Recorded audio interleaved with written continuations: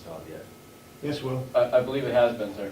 It has been installed? Yes, I don't know if it's all hooked up, but I did talk to the propane gentleman who was hooking it up, and Yeah. the day he was here hooking it up. So I don't know the whole status, but I know he was working on it. Okay. So, Perhaps the county should consider metering all of the buildings. Well, we have a meter in this building. We have one, Jason's not here, on the jail. yes, sir. And the old nursing home does not. The old nursing home does not. So if you subtract the 2 out of the 3, then we know that the nursing home is Okay. the rest of it. Yes, sir. Your earlier motion that passed on the conduit for the DirecTV, is that designed to give to the supervisor of maintenance the discretion to determine what is a reasonable amount to spend on that conduit, or will that number come back to the commissioners and they will make that determination? The commissioners will make that determination. And are we allowed to have any idea of what constitutes the universe of reasonable expenditures on that? No, but I think, we have an alternative to Time Warner. I think that's a benefit.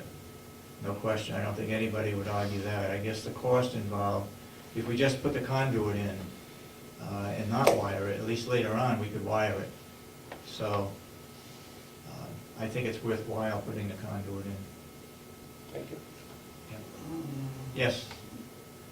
When you, as Mr. Thompson says, are examining the universe of reasonableness, the television signal is currently coming in through cable. Right. That system is in place, or is going to be in place. Yeah. I and obviously haven't been involved in the discussion at all, but I can't understand how a direct television signal is going to be substantially different from a cable signal. If the system's already in place, the only difference that I could see would be the outside connection. So if it's more than that, I guess you should continue your discussion.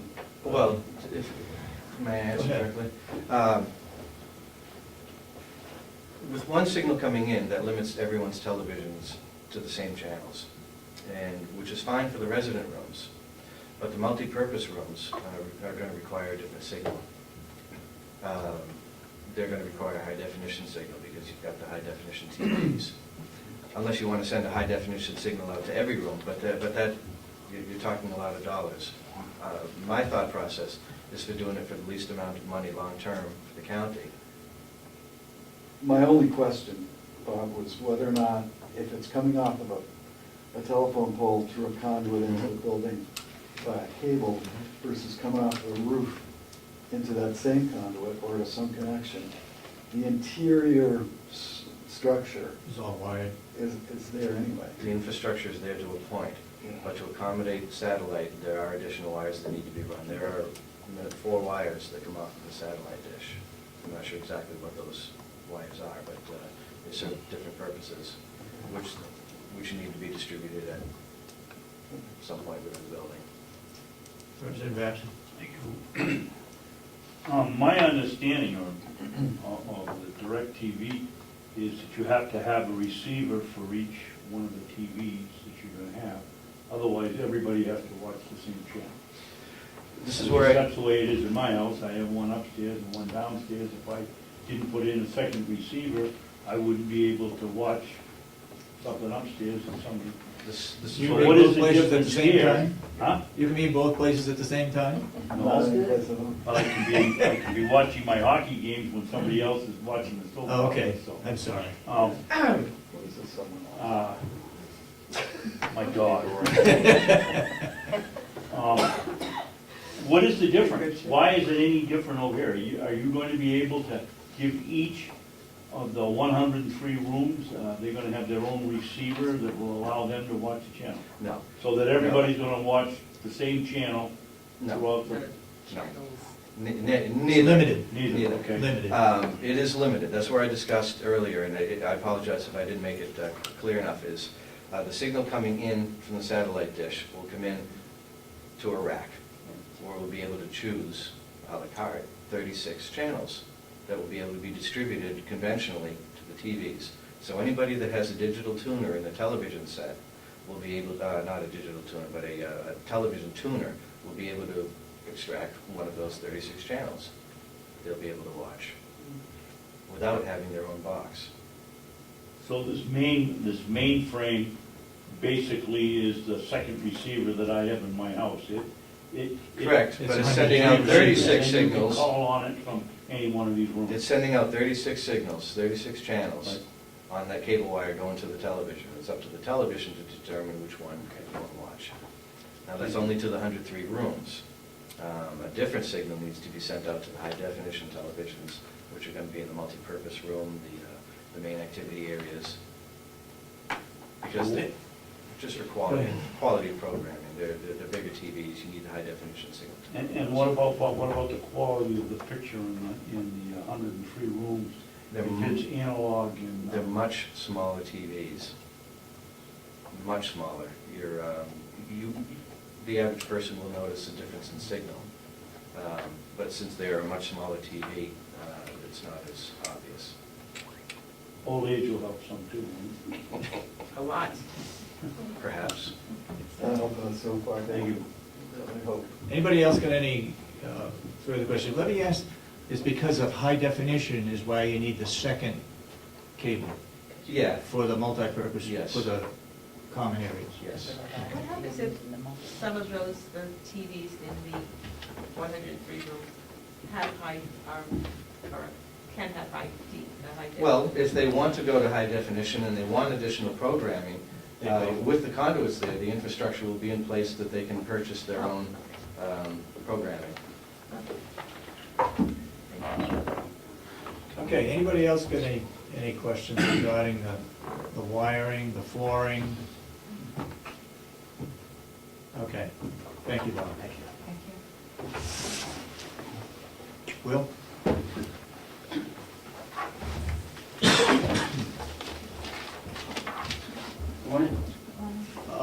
I'm sorry, regarding the laundry, Yes. you said at the building committee meeting that we'd have to have 2 additional people. You want to speak to that? Sure. When we had the building committee meeting a week or so ago, and this is still early in the process, I had figured that the new laundry facility, to do the extra sheets, blankets, towels, whatever, would require 2 additional people. I got that information from Debbie Erickson as well. She provided a lot of input. That's in addition to the 1.5 we have now. addition to the 1.5 we have now. But since that meeting, I've had discussions with the laundry equipment manufacturer, and with the purchase, with the one initial purchase of one folding machine, this folding machine can virtually eliminate one position.